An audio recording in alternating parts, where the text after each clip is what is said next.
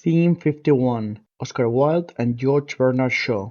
Index: 1. Introduction. 2. Relation with other themes. 3. Current legislation. 4. Historical background. 5. Literary background. 6. Oscar Wilde. 7. George Bernard Shaw. 8. Conclusion applicable to language teaching. 9. Relevant bibliography. 1. Introduction. This theme deals with Oscar Wilde, George Bernard Shaw, and the time when they wrote. In the first place, it is necessary to provide some information about the historical background of the period, the end of the 19th century and the beginning of the 20th, together with a brief mention of the literary background. The following points will deal with the lives, works and styles of Wilde and Shaw. Finally, I will conclude with some thoughts on how best to approach the teaching and learning of literature in our secondary school classes. 2. Relation with other themes. This theme is directly related to number 56, which deals with the historical relations between Ireland and the United Kingdom and the Irish authors Son O'Casey and James Joyce. 3. Current legislation. The Modified Organic Law of Education, the LOMLOE, came into force in 2021 and has now been introduced in secondary education. The law deals comprehensively with the most suitable type of methodology to be implemented in our secondary school classes. The official curriculum of the Autonomous Community of Madrid contains detailed information about the introduction of cultural points related to history and literature during the different stages of compulsory secondary education and bachillerato. All of this is established and supported by the Council of Europe in the Common European Framework of Reference for Languages. 4. Historical background. In the late 19th century, England experienced the end of Queen Victoria's long reign and the shock of the Boer War, which led to a shift in focus from imperial expansion to social reform. The period saw the emergence of the Labour Party and increasing awareness of social issues, including women's rights and the Irish question. From 1910 to 1914, England achieved temporary equilibrium, but the early 1930s brought depression and unemployment, and the rise of Nazism led to a shift towards left-wing politics among intellectuals. World War II marked the end of the decade and the loss of Britain's empire. 5. Literary background. The 1890s marked a transitional period between the Victorian era and the 20th century. Writers of the time were known as the Late Victorians or the first of the moderns. The aesthetic movement, with its insistence on art for art's sake, challenged traditional views about art, and French bohemianism emerged as an alternative to conventional respectability. The rise of popular education led to the emergence of a large literary public and new types of journalism aimed at this audience. Finally, the end of the Victorian age was marked by various forms of pessimism and stoicism. A. Drama. The first half of the 19th century was unproductive in terms of drama. Oscar Wilde and George Bernard Shaw introduced wit into drama, but it was not until the influence of Ibsen that serious drama was able to tackle social and personal problems. Shaw's discussion tackled themes such as religion, labor, and sex. The Irish Literary Theatre was founded in 1899 and aimed to contribute to an Irish literary revival. T.S. Eliot tried to revive poetic drama in England. The British and Irish drama during the first half of the century was not as revolutionary as poetry and fiction, but change was yet to come.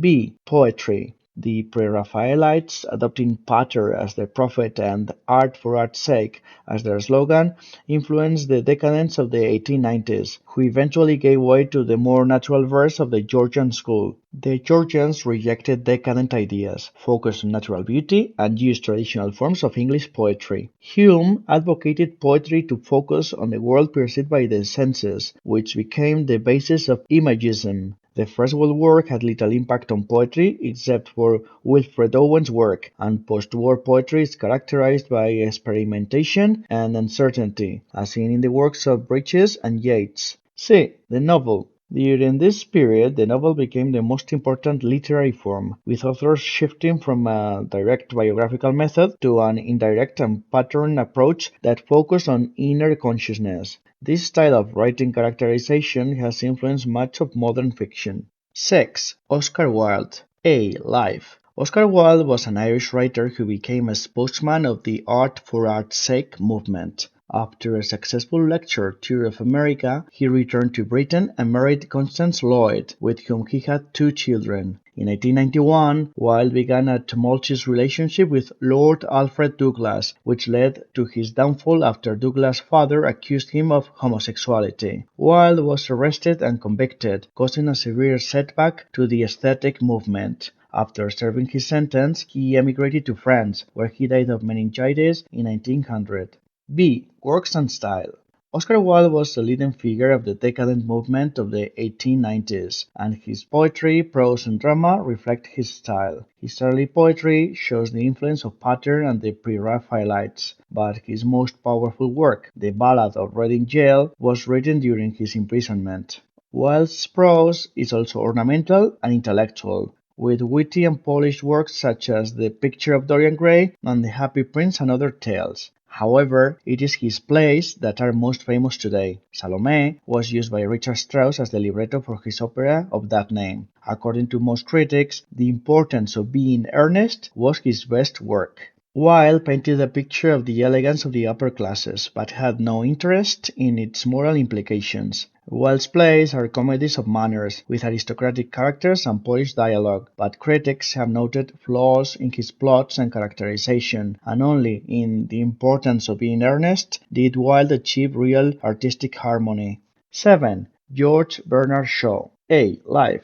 George Bernard Shaw was an Irish playwright and founder of the Fabian Society, a socialist organization. He gained fame as a journalist and wrote a study of Ibsen's plays. Shaw used his knowledge of conventional theater structures and themes to shock audiences and offer new perspectives on moral problems. Despite initial failures, his plays achieved success at the court theater and he became a cult figure. He won the Nobel Prize for Literature in 1925 and was widely known as a personality, even if not everyone knew his work at the time of his death in 1950.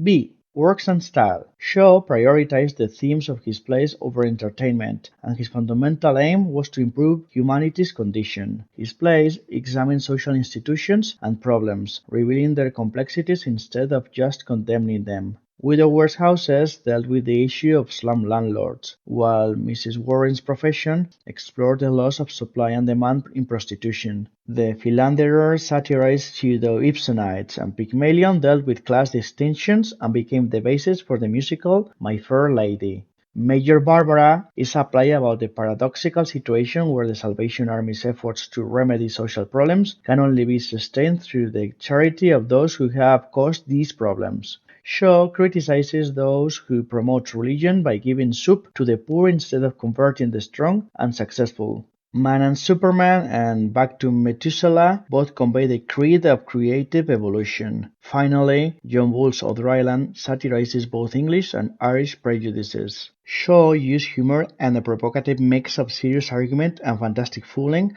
to turn social scenes inside out and show the other side of the picture. His prefaces expounded on the views underlying his plays and are considered definitive statements of his ideas. Shaw's wit sparkled through his plays, and his sense of humor was undying, creating characters that were products of social forces or representatives of ideas. He excelled in brief, witty exchanges and long speeches, and his plays demanding great flexibility of response from his audience. He followed conventional dramatic patterns but experimented with innovations, such as long stage directions.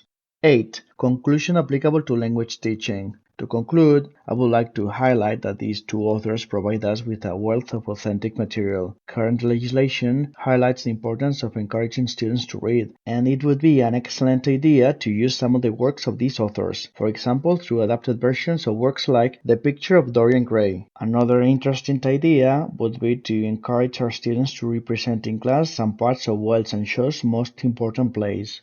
9. Relevant bibliography. The bibliography I have used for this theme has basically been A Short History of Irish Literature by Seamus Dean. I hope you agree with me that my theme has covered all the necessary points and that it has demonstrated the importance of dealing with the works of these two important Irish authors, using up-to-date methodological principles, something which can only be of benefit to our students.